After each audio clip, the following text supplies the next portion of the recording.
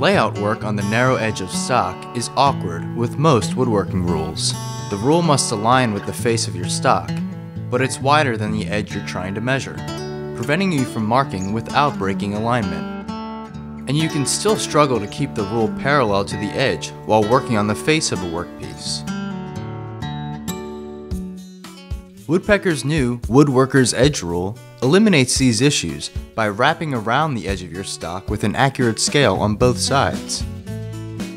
The short side of the tool is just 3/8 of an inch wide, leaving room to mark stock as thin as 7/16, while the long side reaches 3/4 of an inch across the face of your piece.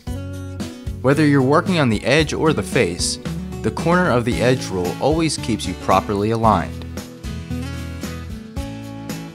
Use the Woodworker's edge rule to measure from inside corners by keeping your scale square to your stock and starting flush at the edge. Mark the edge and face at the same dimension by placing the desired dimension at the end of your board. Find the center of 3/4 inch nominal stock by scribing a line from both sides. Use the edge rule for midfield measurements.